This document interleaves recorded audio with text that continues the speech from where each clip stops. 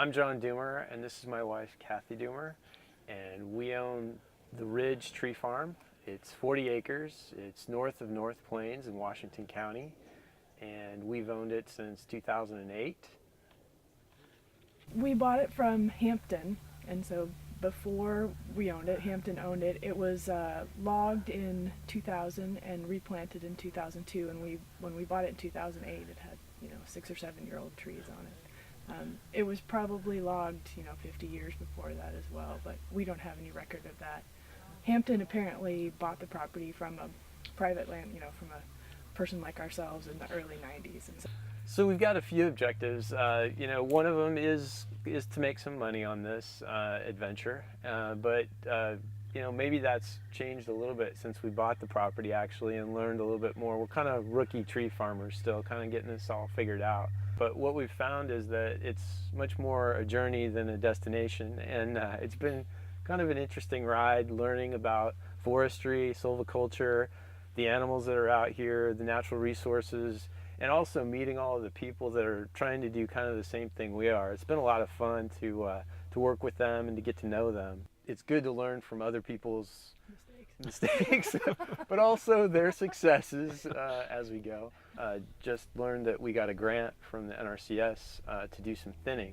So we're kind of in line to do that. And a number of things that we did when we first bought the property, and one of them was to identify the property corners. And so we went out and did that. We were successful at doing that with the help of a metal detector and some maps from the county surveyor office. We built this trail for access. We realized when we did our inventory that there wasn't a whole lot of access, and that was one of the things we did. So we built probably maybe a couple of miles worth of trail. So we did a perimeter trail around the outside of the property, and then we've got 2 accesses down to the creek. A couple things about this location. You can see there's a pretty big stump here, which is kind of cool. It gives us some hope that we will end up with some of these guys being that big at some point in the future. At least that's the hope.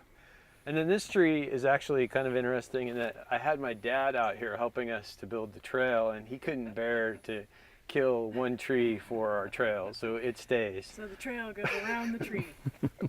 The other thing, when we first bought the property, there was a lot of old growth Scotch broom in here, and it was towering over a lot of these trees. One of our first activities was to go in and cut the Scotch broom and give the fir trees a competitive advantage, which we were able to pretty successfully do. And there's not a whole lot of Scotch broom left, which is kind of cool to be able to have that kind of impact in a relatively short period of time.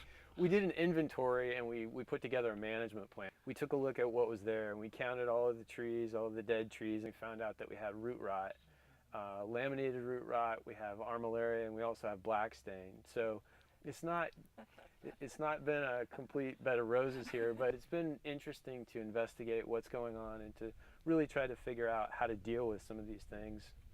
In the process, it's been interesting to learn what our resources are. So, we've actually made good use, I think, of the Extension Service as a resource, as well as the Small Woodlands Association and the ODF. I mean, we really have talked to a lot of people. The site has actually kind of become a place where the people who study this stuff have come a couple of times because it's the classic example of these diseases, which isn't necessarily a great thing to be known for, but it's been interesting, and we really have appreciated the help that they've given us along the way with that.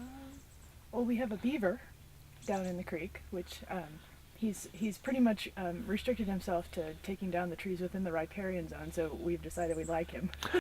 So this is Plenty Water Creek, and when we first bought the property, you could pretty easily straddle it anywhere. But now, as you can see, the beaver have moved in and created dams in several locations. In fact, all the way up and down the creek. It was shocking to me at how quickly they came in and began to build the dams. So go beeves! Go beeves! And of course, we will continue to enjoy our property and satisfy that objective that we have.